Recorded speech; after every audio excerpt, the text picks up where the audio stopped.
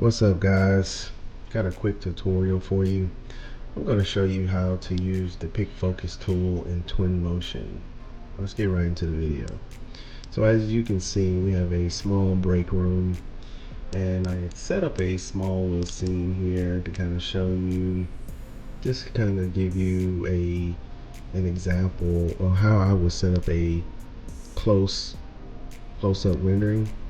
So as you can see, we have a little pastry dish, then we have a salt and pepper shaker, and we have a couple jars in the background, and got some knives, and then we got a loaf of bread with a knife and a cutting board. Just kind of set up the scene a little bit, but we're going to use this to kind of do our close-up renderings, what I like to call it. So let's get started. The first thing I like to do is we need to go ahead and add our image. And as you can see, we're looking at it at a perspective view. I'm gonna rotate the image just a little bit, and then we're gonna go here and we're gonna refresh. So what this does, it updates our image to match the current status of the scene. So now we're looking straight on. So we're gonna rename this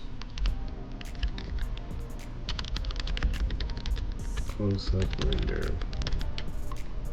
Alright, so now that we got that out the way, we're gonna go to camera, and we're gonna play with our, before we get to depth of field and our focal length, let's scroll down to camera effects. So Twinmotion has layers of different options and settings that we can play around with. We're not gonna be able to play with all of them, but we're definitely going to look into vignetting.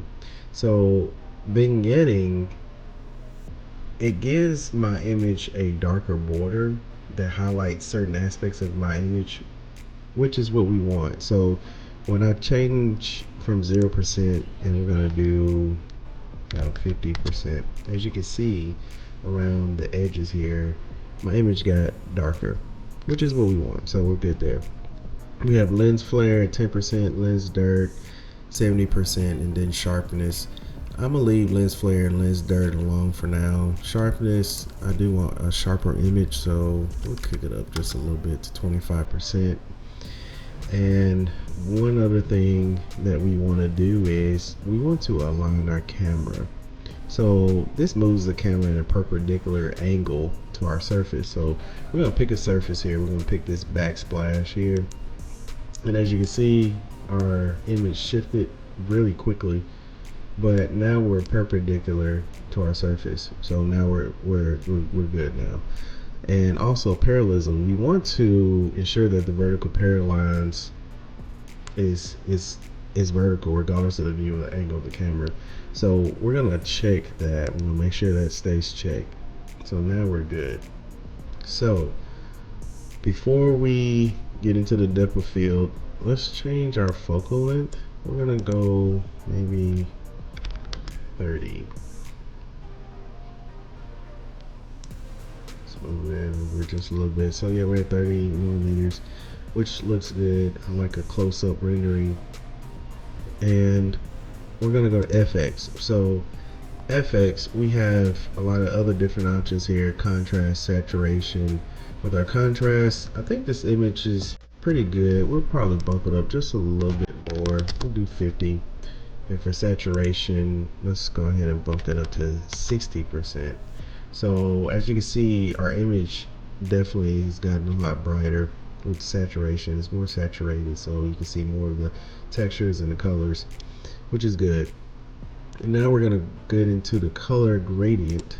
So Twinmotion has a lot of options here, you know, depending on the kind of look that you want your rendering to come out. You know, you can do matrix, you can do black and white, you can do beauty one, and all these have pretty cool effects. But one in particular that I like to use a lot is blue tint. Blue tint gives it this kind of blue tint to it, which still gives your image a realistic look. So we're gonna stick with blue tint, and then filter. So here on the filter, we have other options here. we're not going to put a filter on this image today in this tutorial, but if I did, usually I like to use line light. That actually increases some of the lines you see here in the image.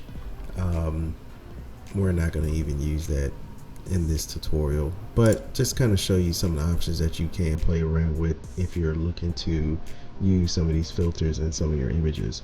So we're going to say none for now, and let's see here. So now we'll go back to camera. So now we're going to actually enable the depth of field, and as you can see, my image is very blurry right now.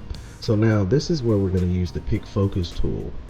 So we'll go to pick focus, and one of the things I do like about Twinmotion is when you hover over around some of the features and settings, it actually gives you a definition of what this tool actually does. So autofocus, click on the area in the scene you want to focus on. So we're going to pick on the quick focus tool, and we can focus on the pastries, or we can focus on the salt and pepper shakers, or we can focus on some of the jars in the background. Anything that you want to focus on, we can pick. In this tutorial, we're going to focus on the loaf of bread with the cutting board and the knife. So we click, and as you can see, now my image is no longer blurry. Now the focus is on the bread, the cutting board, and the knife. We can always play around with some of the settings to kind of blur out the background. We're not going to do that for this image because we're so close up. I will have another tutorial that I will blur out the background and kind of show you some cool effects, but for this one, I think this one looks good. So now that we have that, we're going to change our aperture maybe to 3.0, and okay, so we got all of our settings where I want it. So now we're going to render. So when we get to rendering, we do have the option to do Lumion, but we're not going to do Lumion for this one. I may try to do Lumion in another tutorial, which I'm pretty sure I will.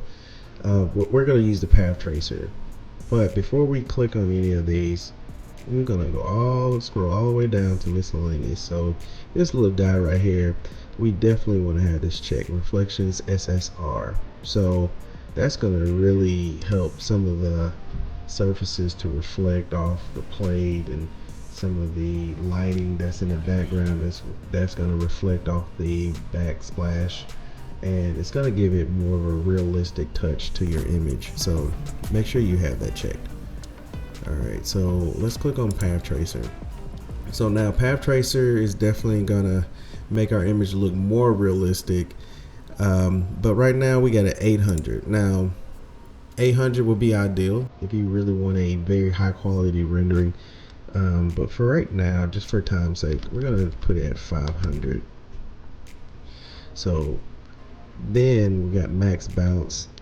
I like it at 30. We're gonna keep it at 30, and denoiser, make sure we have that checked. So everything else is in play. I think while we're waiting, I just want to say, if you like this video so far, please like and subscribe to my YouTube channel.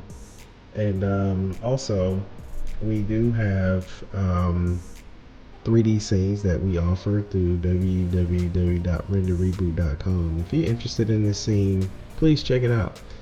And also, I do offer a free Twinmotion 3D scene on my website, so don't be afraid to check out that. It has a lot of pretty cool different features in there, and 3D scenes that you can check out and learn from. So the path tracer is almost done, and you're about to see in a minute, even at 500 samples per pixel, it's going to look really good. And here we go. Man, look at that. It looks really good. As you can see, some of the reflections, see the countertop, and yeah, so now all you have to do is go to image, and we can do it at 2K, 4K, and you go to export, and then we're going to image, and then we're gonna click off of these because we just want that one image to show. Go this one, Click off of that.